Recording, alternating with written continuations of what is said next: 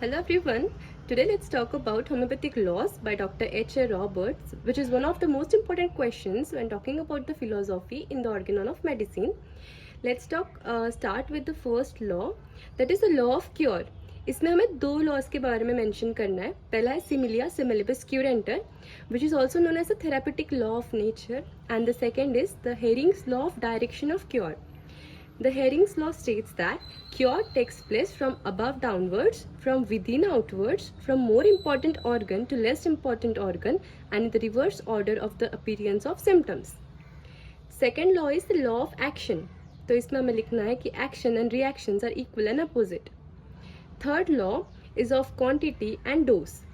तो हमें पता है कि जितना भी हमारा ड्रग का क्वांटिटी होता है होम्योपैथिक मेडिसिन का, it is inversely proportional to the similarity of the drug substance.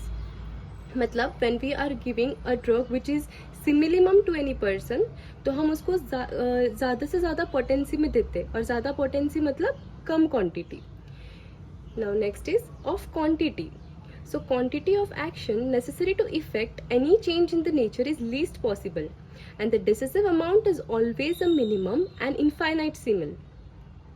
Next is of quality. So again quality is inversely proportional to quantity. तो जितनी ज़्यादा हमारी पोटेंसी या जितना ज़्यादा उसका क्वालिटी होगा, उतनी उसकी क्वांटिटी मिनिमम रहेगी. Next is the law of use. So the dose and quantity that will thoroughly permeate the organism and make its essential impress upon the vital force is that which will affect the functional sphere of individual. तो इसमें हम जिस dose या जिस quantity में हमारा medicine देंगे, वो ह्यूमन ऑर्गेनिज्म के हर सेल में परमिएट होकर वाइटल फोर्स को इस तरीके से अफेक्ट करेगा जिससे कि उसके फंक्शनल स्पीयर पे वो काम कर सके. Next is seventh law of biological development. So function creates and develops the organ. Eighth law, it is of the disease development. तो यहाँ पे functional symptoms are produced by the vital force in exact proportion to the profundity of the disturbance. मतलब जितना ज़्यादा vital force disturb हुआ है जिस intensity से, उतने ज़्यादा फंक्शनल सिम्टम्स बॉडी थ्रो करता है, जो कि हमें सिम्टम्स मेंटल जनरल्स और फिजिकल जनरल्स के फॉर्म में देखने मिलते हैं. So functional symptoms preceded structural changes. हमें एक चीज़ हमेशा याद रखनी है कि फंक्शनल सिम्टम्स सबसे पहले आते हैं और उसके बाद it is followed by the structural changes, क्योंकि कभी भी डायरेक्ट स्ट्रक्चरल चेंजेस नहीं आते. पहले फंक्शनल लेवल पे बॉडी कंपेंसेट करने की कोशिश करती है. Next is the law of proving.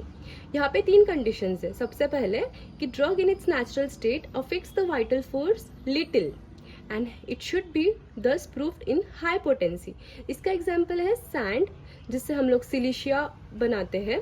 हमारा जो मेडिसिन है, तो वो जब भी नेचुरल स्टेट में कोई ड्रग वाइटल फोर्स को थोड़ा ही स्टिमुलेट कर पाता है, तो उसे हमें हाई पोटेंसी में प्रूव करना है.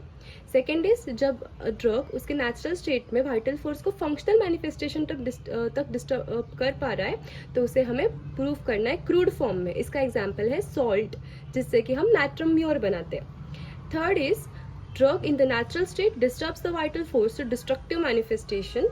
इसे हमें प्रूव करना है पोटेंटाइज फॉर्म में ही. अब इसका एग्जाम्पल है स्नेक वेनम, जैसे कि लैकेसिस. तो लैकेसिस क्रूड फॉर्म में it will prove fatal and hence we should prove it only in the potentise form. तो ये तीनों कंडीशंस एमसीक्यू के लिए भी आ सकते हैं, and we need to remember that it is given by doctor H A Roberts. 10th law is law of repetition for provings. So never repeat the dose while symptoms are manifest from the dose already taken. तो जब पहले dose की action चल रही है, तो हमें उसे डिस्टर्ब नहीं करना है, और जब तक वो डोज की एक्शन कंप्लीट नहीं होती, हमें मेडिसिन रिपीट नहीं करना है.